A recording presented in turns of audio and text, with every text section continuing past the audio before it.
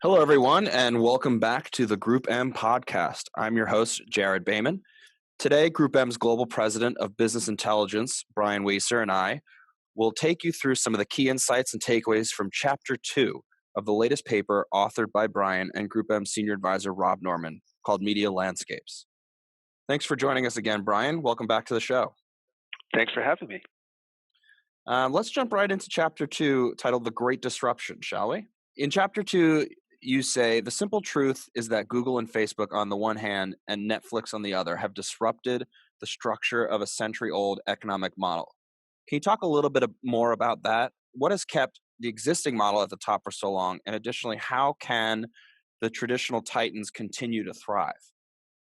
Yeah, well, I mean, I guess there's a few elements of what we can call traditional, which has been dominant, and really it's been this, television-centric world for many marketers, an advertising-supported television-centric world, and print really for many other advertisers.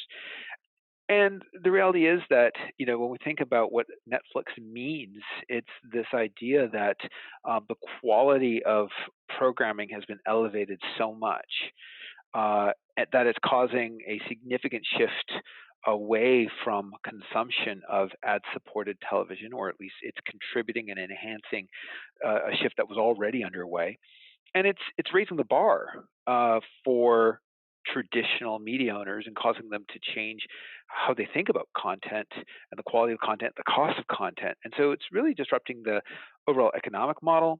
It's impacting the relative effectiveness of traditional TV. And it's true not just in the United States, but in countries around the world where certainly Netflix has gone global more than most companies. And I think that the broader trends are pretty universal. So advertisers who are already worried about how effective television is have to find more and different ways to make sure that they're accomplishing the goals that television was established for. Advertisers need different ways to accomplish those goals. On the print side, between the underlying content of print and what's happened with journalism more generally, you have this issue that advertisers used to use newspapers and magazines as a means of really reaching consumers on the basis of engagement, for lack of a better term. It's not that you couldn't use print for awareness, but it was arguably mostly used for deeper engagement with certain kinds of consumers and accounted for, in many countries, the largest share of total spending.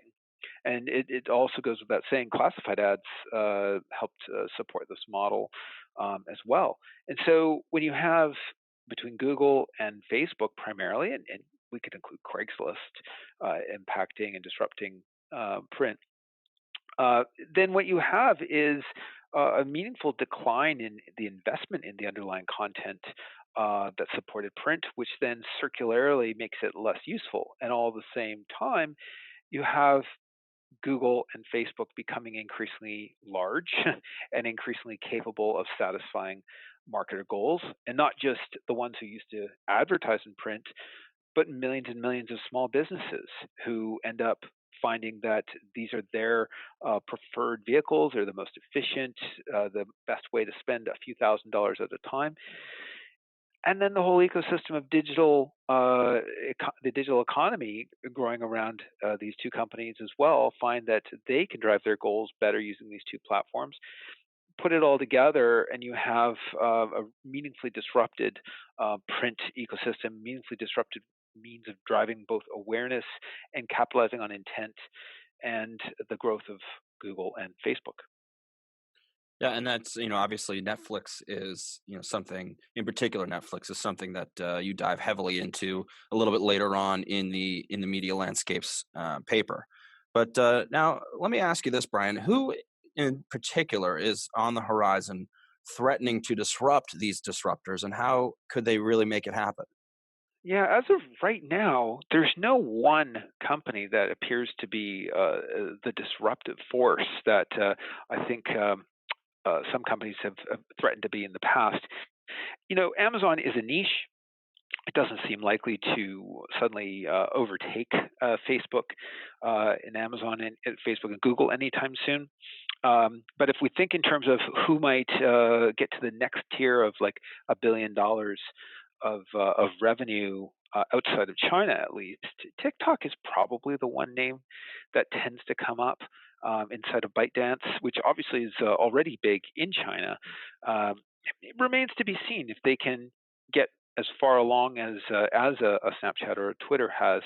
Obviously, it'll take a lot of extra consumer usage, a lot of advertiser pleasing, and making sure that the environments are brand safe. Um, it's by no means assured, so it's not like you would count on it. But beyond that, I think the real disruptions could very well come from outside of media. I'm certainly very conscious of the opportunities for the Adobes and Salesforces of the world to help marketers think more in terms of their broader marketing capabilities and displacing resources towards marketing tech rather than media. Yeah, that's going to be really interesting to see how that plays out, going forward, particularly in the short term and the long term. Seeing how that alters the landscapes. No pun intended. All right. Unfortunately, that's all the time we've got for today. You can listen to this podcast and all other episodes at our link in the posting above. Tune in next week as Brian takes us through the third chapter titled "If Content is King, Who Wears the Crown?" If you have any questions on this chapter for Brian, please leave it in the comment section below, and Brian will do his best to answer for you. Thanks for listening.